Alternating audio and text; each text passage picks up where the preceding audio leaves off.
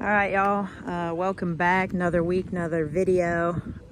This one is a walk around on this 2006 Ford F350 XLT crew cab long bed. This truck's a 6.0 diesel engine.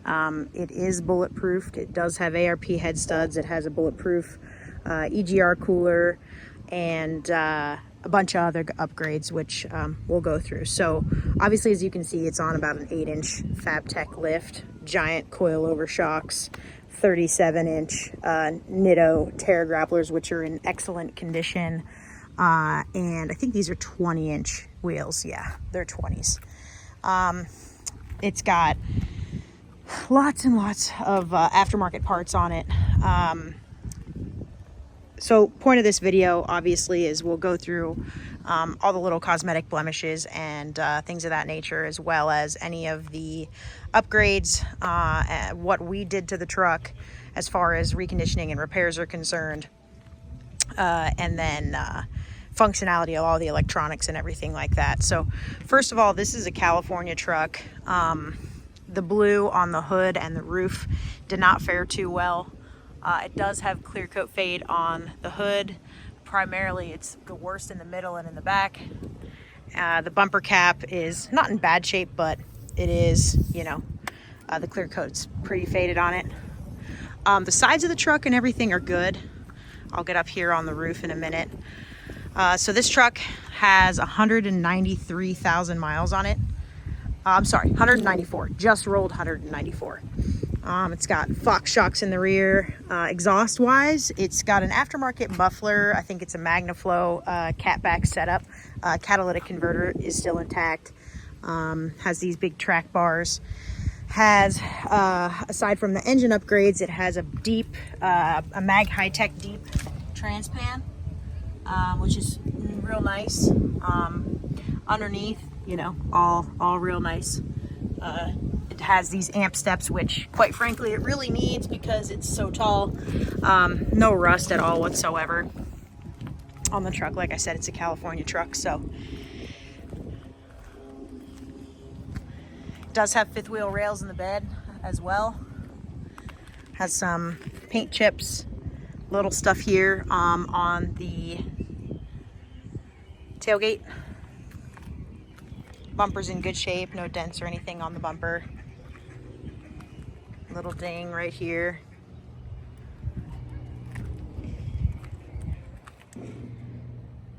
Again, all four tires are matching and are in excellent condition. It's got a ding right there in the back of the cab. It's pretty small. Ding right here in the bottom of the door. Again, it's pretty small. That's my thumb. Truck has no accidents. I think it's 2 owners. Not 100% positive on that, but pretty sure. So what did we do to this truck? So this truck, a few things. It got a rear main seal. It got a, what else did it get? Got an ICP sensor, and it was because the O-ring was leaking. It got a full service always as usual, and it got the oil pan gasket. Well, the oil pan gasket was actually redone as well on the truck. I think maybe a couple other little small things, but nothing major. So that being said, all that stuff was done down at Ford. It was checked out.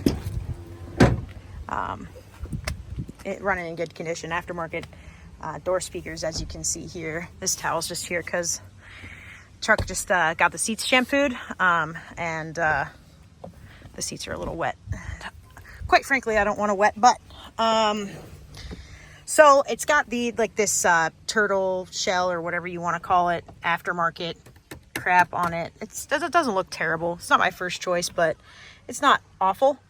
You could probably remove it if you really don't like it. I'm just going to leave it how it is. It has these 3 pillar gauge pods. This one is the boost gauge, but it's not lighting up, and it's like I can't tell if it's functioning or not. So this is a boost gauge, and we'll go through them when I fire the truck up. But No tuner on this truck. No, actually, I lie. It does have a Banks setup on it. Can get into more detail on that with, you know, if you're interested in the truck, I can get you some more information, but it does have a Banks tuner on it. Interior's in really good shape.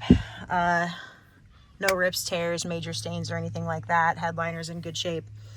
Everything works as it should. So let's get up here on the roof so you can check that out. So it's got the paint down to the metal in a couple spots with a little surface rust in a couple spots, but it's nothing like major or serious. It's just could easily be like sanded and painted if you really wanted to, or just, you know, keep some wax on it, and realistically it'd probably be fine. So, all right, let's get it fired up and we can run through some of the functionality here.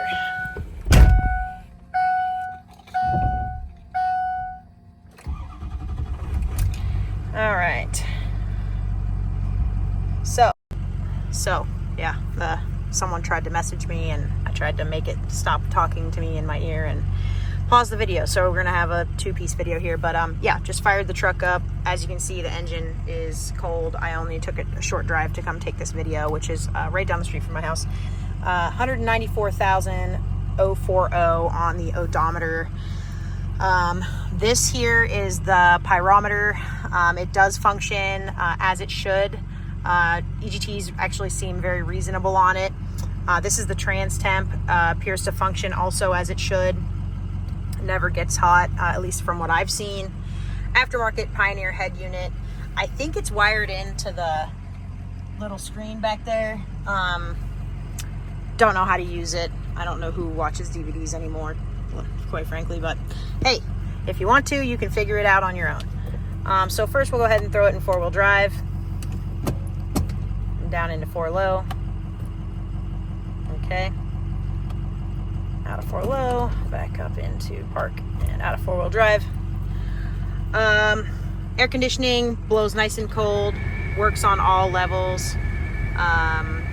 Heat also blows hot, no issues at all there. Trailer brake controller also does function. Gain input functions as it should. These are still nice and springy, not broken, no issues there.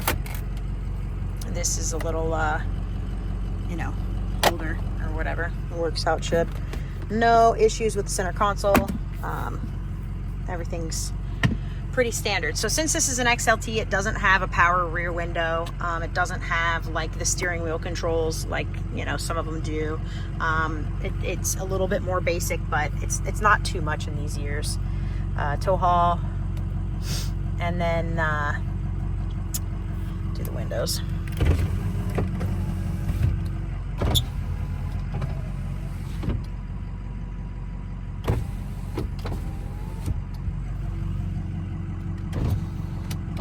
Okay.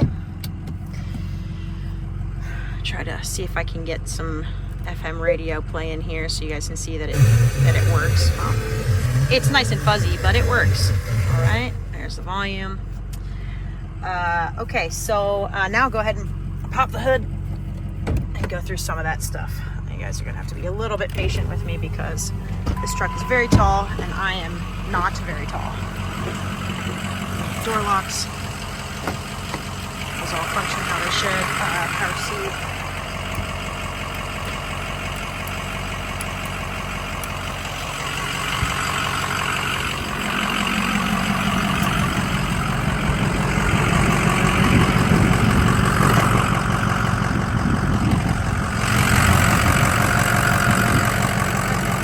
So, we'll start over here. It's harder to hear me, I know. But if you look down,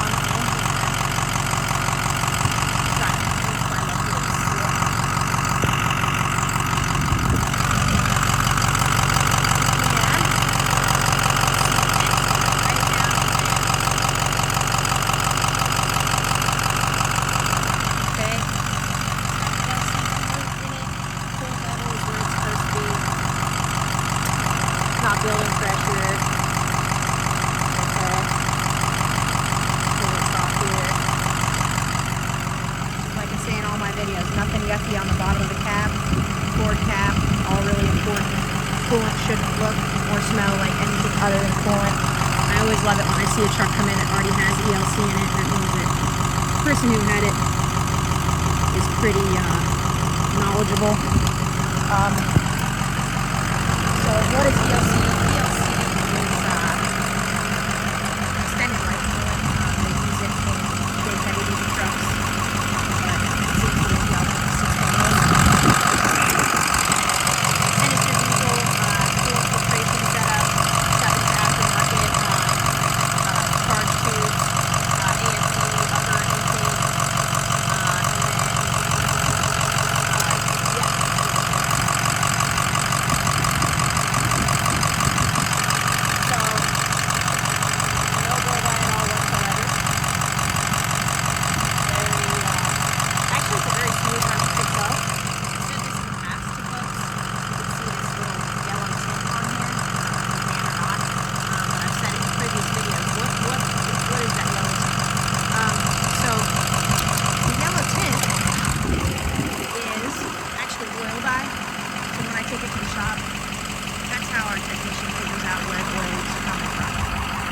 that's how he knows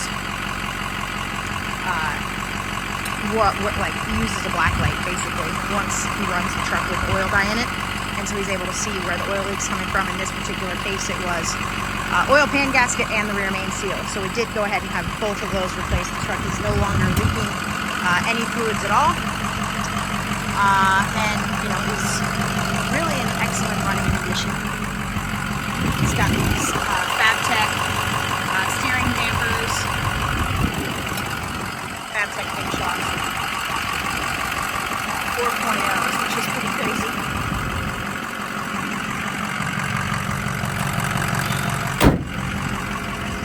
Do another quick, just little lap around the truck here.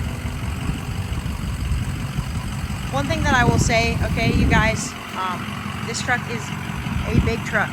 It is a lifted truck. Like I said, I think it's like an 8-inch lift, okay? It's massive. It drives like a lifted truck, okay? If you're not looking for a big lifted truck, or familiar with kind of how a big lifted truck can be, then, you know, maybe this is not the truck for you. That being said, it looks phenomenal. It runs phenomenal. And for how big it is, it does drive pretty well. Okay, let's put this towel down here so I don't sit in the wet seat. And we can take her for a drive. Oh.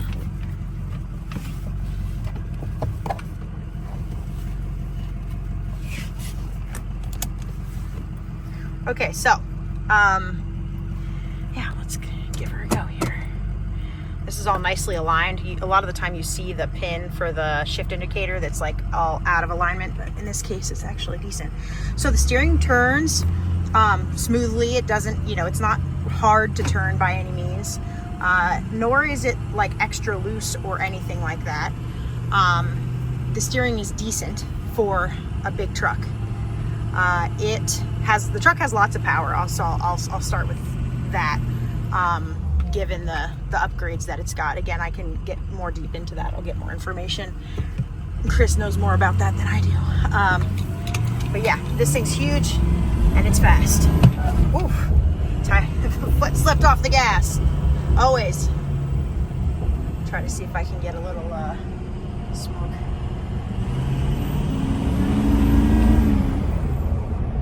All right, guys. So that you have an idea of kind of what this truck is. It is not a stock truck. It doesn't have stock power. Doesn't have stock suspension. It doesn't have a stock engine. It does pass California emissions. It does have all of the emissions parts intact, okay? Really nice truck. Really big truck. This truck's going to be for sale for $16,000 out the door. Okay, so that includes, and if you're in the state of California, includes tax, license, and registration, transfer into your name. And if you're not in California, in most states, that includes shipping to you. All right, so basically, What that means is that if you watch this video and you like this truck and you're somewhere else in the country, reach out to me. We can figure out what the shipping quote for the truck is. And then generally speaking, we can reduce the price of the truck by the cost of the shipping. I can handle helping you get the shipping done. Very easy. We use an awesome transporter. If you like the truck, you may leave a deposit on the truck. Our deposit is $500. Our deposit is non-refundable. It goes towards the purchase price of the truck. Okay, so that means that if you have any further questions regarding this 06 F350, you are more than welcome to reach out to me. You can comment, you can message me, you can text message me, you can email me. My phone number is 951-704-2804. Again, this is an 06 F350, and it has 194,000 miles on it, and it is available for sale today.